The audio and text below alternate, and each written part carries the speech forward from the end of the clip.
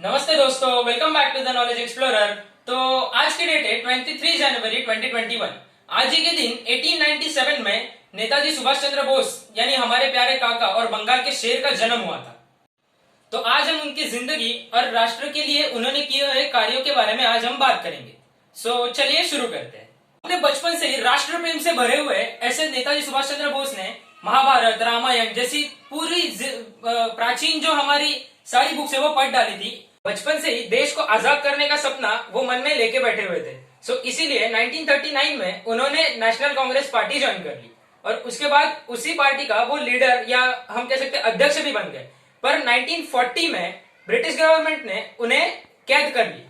उसके बाद जेल में उन्होंने भूख हड़ताल की, बिल्कुल भी किसी भी खाने को पानी को टच नहीं करते थे। उसकी वजह से ब्रिटिश सरकार ने उन्हें उधर मरने देने की वजह से उनके घर में जाने की परमिशन दी, किंतु उनको नजर कैद में रखा गया। किंतु उनके जेल के बाहर आने के बाद बापू से यानी महात्मा गांधी जी से उनके मतभेद बढ़ गए, क्योंकि बापू जी का एक ही नारा था कि हम सिर्फ और सिर्फ अहिंसा से आजादी ला सकते हैं।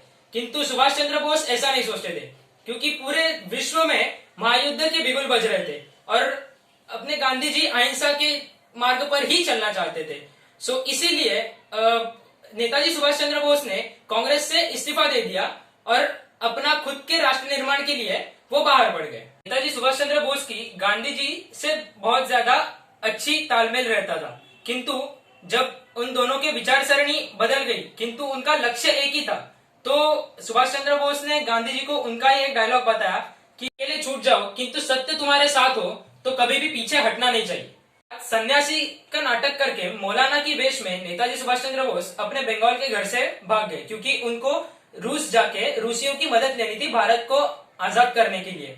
उनका यह सपना था कि भारत की आजाद हिंद फौज होगी जो कि बाहर से अटैक करेगी ब्रिटिशर्स की इंडियन आर्मी पर और भारत को आजादी दे। अफगानिस्तान के रास्ते वो रूस के लिए निकल पड़े, किंतु रूस के कुछ अधिकारियों के साथ उनकी बैठक नहीं हो पाई। तो उसके बाद रूस ने उन्हें भेजा इटालियंस के पास, इटालियंस ने उन्हें भेजा जर्मन्स के पास, जर्मन्स ने वापस उनको इटालियंस के पास भेजा। इतनी सब खींचातानी करके भी उन्होंने कभी भी हार नहीं मानी और अपने देश के स्वतंत्रता की फौज की बनाने के लिए वो लड़ते रहे। उसके बाद 2 अप्रैल 1941 को वो जर्मन के रेडिकल्स को मिले या जो नाजीवाद थे उनको मिले, नाजी नेताओं को मिले। तो उन्होंने एक उसमें परीक्षण दिया था कि आप उनको हर बार पूछा जाता था कि आप इन रेडिकल जर्मन्स को क्यों मिल रहे हो, क्योंकि हिटलर तो हुकुमशाह था, उसको डेमोक्रेसी में कुछ भी इंटरेस्ट नहीं था और इंडिया को डेमोक्रेसी बनना था। तो उनका एक ही जवाब था कि अंग्रेज एक जहर है और poison kills the poison. Germans ने उन्हें यह आश्वासन दिया कि वो भारत की आर्मी बनाने के लिए मदद करेंगे। वो इसलिए जर्मनी के फ्यूहरर हिटलर को भी मिले। हिटलर ने भारत की लिबरेशन के लिए हमें 3 उपाय दिए थे। एक तो रशिया से दूर रहना, जापान से एग्रीमेंट करना और अंग्रेजों की मार। उनकी मिलिट्री स्ट्रेटेजी के अनुसार वो जर्मन की मदद लेके पनडुब्बी के साथ जापान चले गए। जापान में ऑलरेडी रास बिहारी बोस इन्होंने आईएनए नाम की एक फौज ऑलरेडी खड़ी कर चुकी थे। तो उसको ज्वाइन करने के लिए सुभाष चंद्र बोस जापान में स्थित उस जंगलों में गए जहाँ पे नई आर्मी का निर्माण हो रहा था। उसके बाद सुभाष चंद्र बोस का वो सबको याद होने वाला एक क्रांतिकारी भाषण जो जापान के रेडियो से उन्होंने प्रसारित किया था और आजाद हिंद फौज की उन्होंने स्थापना का ऐलान कर दिया।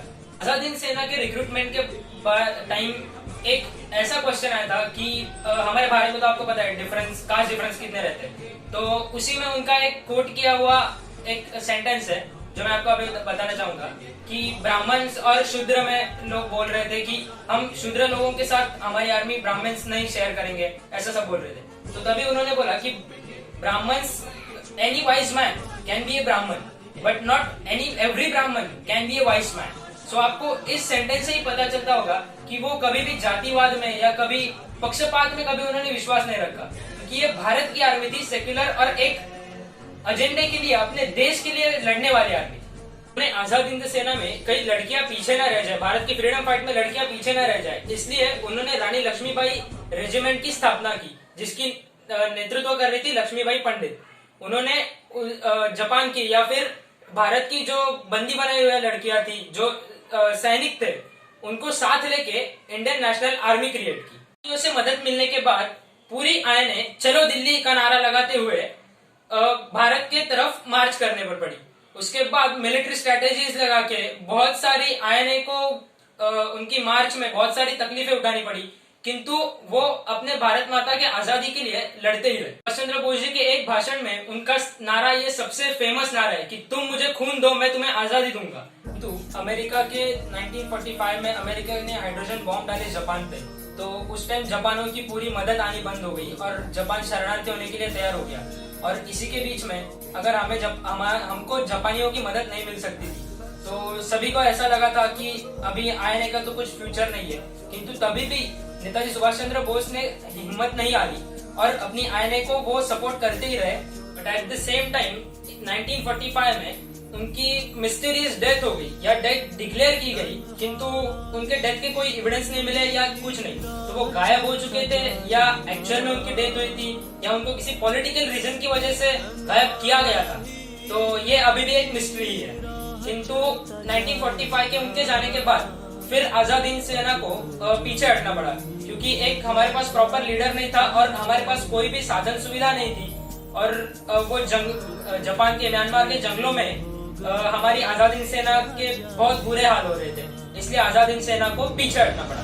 किंतु उसी के बाद महात्मा गांधी जी के भारत छोड़ो या फिर हम बोलते हैं कि करो या मरो का नारा जो दे दिया था, उसके बाद भारत में और ज्यादा चलवरियां हुई और भारत में जो ब्रिटिशर्स की नेवी की विंग थी, वहां पे भी लोगों ने हमारे आर्मी ने यूनियन जैक नीचे उतारा और भारतीय तिरंगा अपनाया। उसके बाद नाविक संघ ने भी ऐसा ही किया और फिर इन सभी कारणों की वजह से ब्रिटिशर्स पे प्रेशर क्रिएट हुआ और उन्होंने अपने कॉलोनी को एंड करने के और भारत को फ्रीडम देने की एक रचना की। के जाने के बाद ऐसी बहुत सारी थ्योरीज है कि वो एक गुमनामी बाबा नाम करके वो जिंदा थे, किंतु उनकी आइडेंटिटी रिवील नहीं की गई थी। ऐसी बहुत सारी थ्योरीज है, बट उसमें फैक्ट्स कोई नहीं है। सो हम ये नहीं मान सकते कि सच में वो नेताजी थे भी या नहीं। किंतु अभी पिछले सालों में ही मोदी सरकार ने नेताजी सुभाष चंद्र बोस की जो डेथ फाइल्स थी जो भारत के पास थी वो रिवील करी गई है। और किंतु इसमें से भी पूरी हमें पुष्टि नहीं मिलती कि नेताजी सुभाष चंद्र बोस की मौत ही हुई थी या फिर उन्हें पॉलिटिकली अगवा किया गया था या फिर एनी प्रॉपर एविडेंस हमें नहीं मिल रहा है। किंतु अगर आपको उसके बारे में जानकारी चाहिए तो गवर्नमेंट ने फिर पूरी की पूरी फाइल्स जनता के लिए पब्लिक कर दी है।